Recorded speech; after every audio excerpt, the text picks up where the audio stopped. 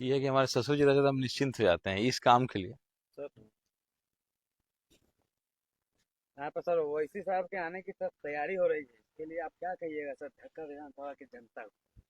बिल्कुल, ढाका ने एक ऐतिहासिक इस्तकबाल किया था ओवैसी साहब का। और वो पहला था, अब ये दूसरा होने वाला, तो उससे भी जबरदस्त इस्तकबाल स्वागत ढाका विधानसभा की जनता करने जा रही है। और वही हेलीकॉप्टर से लेकर के ये जो पंडाल है उसका मुआयना करने हम लोग आए हैं। टेंट पंडाल का कार्यक्रम शुरू है 28 तारीख को, मंगलवार के दिन 11 बजे से कार्यक्रम का शुभारंभ होगा।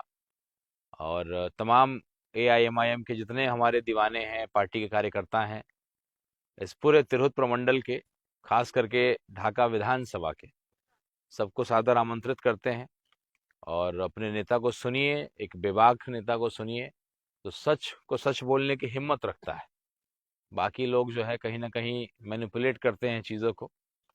और जो ये हालात हैं इस बार, जो लोग हमें बी टीम कहा करते थे, आज उनकी हरकतें बता रही हैं कि बी टीम वाले लोग कौन हैं। आज 20 सीटों पे आप चुनाव लड़ते हैं और कहते हैं कि हम फ्रेंडली फाइट आपस में लड़ रहे हैं। कांग्रेस जो है आरजेडी से लड़ रही है, आप गठबंधन में भी हैं, और कम्युनिस्ट जो है वो कांग्रेस से लड़ रही है। तो ये कैसा मजाक बना रखा है? इस मजाक से आप क्या भाजपा को हराइएगा, एनडीए को हराइएगा? ना, बिल्कुल असंभव है। और ये साफ दिखा रहा है कि आरजेडी के मंसूबे क्या हैं, तेजस्वी यादव के मंसूबे क्या हैं। क्योंकि ये लपटा चुके हैं, तेजस्वी यादव जी के ऊपर केस मुकदमा का ऐसा जंजाल जो है, ये जो चलाने वाले, सरकार चलाने वाले, जिन्होंने लोकतंत्र की हत्या कर दी है, जो कोई नियम कानून, ईडी, सीबीआई, इलेक्शन कमीशन, कुछ भी नहीं बचा है देश में। तो क्या सर लगता है इस बार ढाका एक नया इतिहास रच पाएगी? बिल्कुल, हमेशा इतिहास रचा है, फिर से रचेगी। और एक शुरुआत है, नॉमिनेशन भी हम लोगों ने सबसे पहले किया, कार्यक्रम भी हमारा सबसे पहले होने जा रहा है। एक हम लोग लैंडमार्क सेट कर रहे हैं। कुछ लोग बेचारे पिछड़ जा रहे हैं। नॉमिनेशन का जब दौर शुरू हुआ, जब हम लोगों ने एक ऐतिहासिक नॉमिनेशन किया जिसकी चर्चा पूरे देश में हुई, ढाका को एक अलग पहचान, जब हम कुछ नहीं है तब देने का जो है हम लोगों ने काम किया है। आज ढाका को लोग जानते हैं कि बांग्लादेश में नहीं, बिहार में है। बम्बई के लोग हों, चाहे गुजरात के लोग हों, या कई अलग अलग इलाकों के लोग, उसमें हम लोग का एक बड़ा योगदान है। हम लोग के नेता बैरिस्टर सुदीन ओवैसी साहब का बड़ा योगदान है, तिरंगा साफा बांध करके, पाकिस्तान मुर्दाबाद बोल करके ढाका विधानसभा की जनता का जो है मनोबल को बढ़ाया, यहाँ के सम्मान को बढ़ाया। तो ये बिल्कुल फिर से एक ऐतिहासिक कार्यक्रम होने वाला है। और पूरे देश की नज़र है कि ढाका की जनता एक बहुत बड़ी बीमारी जो है, समाज को तोड़ने वाली बीमारी, उसका जो है टीकाकरण, एक वैक्सीनेशन तैयार कर रही है। और वो वैक्सीनेशन का नाम है राणा रंजीत। और यहाँ जो प्रोड्यूस करने वाली है, जो इसका निर्माता होगी, वो ढाका की जनता होगी। सर विरोधी के एक ही आपके खिलाफ बार बार एक ही फोटो को वायरल किया जाता है सर, और अभी चुनाव आया और फिर वो सिलसिला शुरू हो गया सर, इस पे आप क्या कहिएगा? अरे भाई, वो फोटो कहाँ से निकाला है? मेरे फेसबुक से ही तो निकाला है, मैंने डिलीट थोड़ी ना कर दिया है। मैंने कोई गलत काम कर दिया हो तो मैं डिलीट कर दूं? अरे भाई, जब मैं नौकरी किया करता था दिल्ली में, एक भाई के नाते एक भाई को मदद करने आया। चुनाव में क्या होता है, जैसे मान लीजिए कि अब कोई जगह पे एमआईएम नहीं लड़ रही है, तो स्वाभाविक है कि जो हमारे एमआईएम के कार्यकर्ता हैं, किसी न किसी को तो मदद करेगी। तो भाई के नाते भाई को मदद किया, वापस चले गए नौकरी में।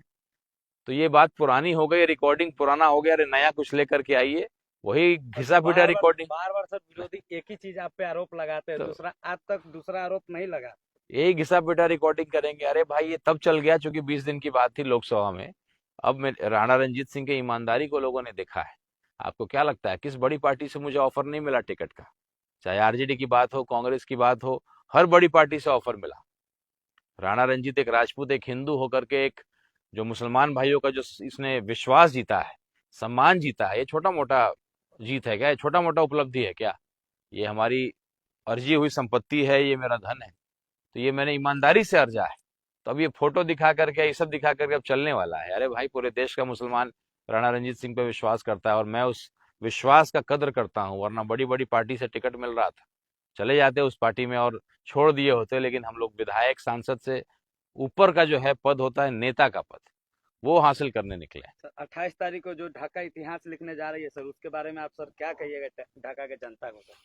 बिल्कुल, आपका स्वागत है। आप हमारी पार्टी को वोट दीजिएगा कि नहीं दीजिएगा, आइए आकर के सुनिए, जो हमारे भटके हुए लोग हैं, जो हमारे भटके हुए लोग हैं, हमारे आरजेडी वाले भाई लोग अक्सर भटकाते हैं हमारे एमआईएम के लोग को, बाकी लोगों को।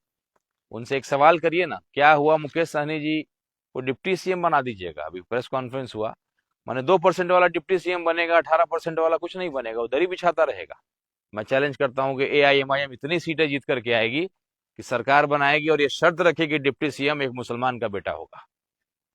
तो ये हम लोग की ताकत है। पहले भी 5 सीट अपने दम पे जीत करके आए थे। तेजस्वी यादव की तरह नहीं कि भाई हम कह रहे हैं कि हैदराबाद में हमको दे दीजिए, औकात हैदराबाद में लड़ने की है, 5,000 वोट ला पाइएगा। हम 5 सीट जीत करके आए थे, तब हम यहाँ गठबंधन की बात कहे थे। हैदराबाद में लड़िए, 5,000 वोट ला के दिखा दीजिए, हम लोग राजनीति छोड़ देते हैं। लगभग सर 300 लोग अभी देख रहे हैं सर लाइव में। और बताना चाहते हैं सर, ढाका को मतलब एक अलग ही मतलब देश लेवल पर अभी चर्चा चल रही है। और जहाँ तक कि बड़े बड़े चैनल भी चलाते हैं। और सर हम बताना चाहेंगे कि 28 तारीख को सर जो इतिहास लिखा जाएगा, क्या उससे सर साबित करना चाहिए?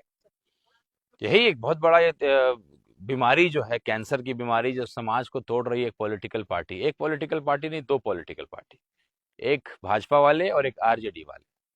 इन दोनों को फायदा होता है। हिंदू मुसलमान अगर होगा तो इन दोनों को फायदा होगा। हिंदू एक तरफ, मुसलमान एक तरफ, बिना काम के, बिना कोई अच्छा काम, अच्छी बात किए, बिना रोजगार की बात किए, फोकट का जो है वोट इनको मिल जाता है। यही राजनीति चल रही है।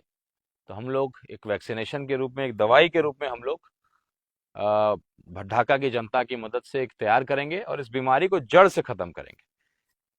बहुत तो बहुत हेलीपैड से लेकर के सारी चीजों का इंतजाम, पंडाल, टेंट और कैसे कैसे होगा, गाड़ी कहाँ कहाँ से आना, हर लोग को ये करना, उसको लेकर के हम लोगों ने पंडाल का शुरुआत कर दिया। 28 तारीख को है, क्योंकि छठ का समय है और इस समय लेबर मिलना बड़ा मुश्किल होता है, लेकिन हमारी टीम की अपनी अपनी जिम्मेदारी सब लोग निभा लिए। और कल हम लोगों ने 12:30 बजे मीटिंग भी रखा है इस तैयारी को लेकर के। तो आपके चैनल में अगर मेरे कोई एआईएमआईएम के भाई जो ढाका विधानसभा के हैं, घोड़ासान प्रखंड के हैं, चूंकि सुनील भाई हमारे घोड़ासान के प्रखंड अध्यक्ष भी लगातार, 25% लोग देखते हैं सर।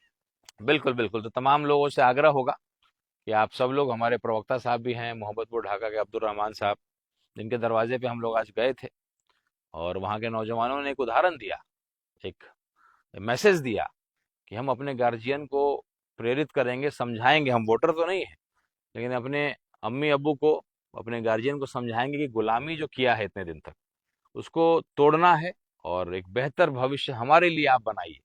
वो जो लोगों ने जो आपको इस्तेमाल किया है, 2 पार्टियों ने, पहले कांग्रेस ने किया, फिर आरजेडी ने किया, उन पार्टियों का जो है ये कर दिया जाएगा। बिल्कुल, है ना। बहुत बहुत शुक्रिया।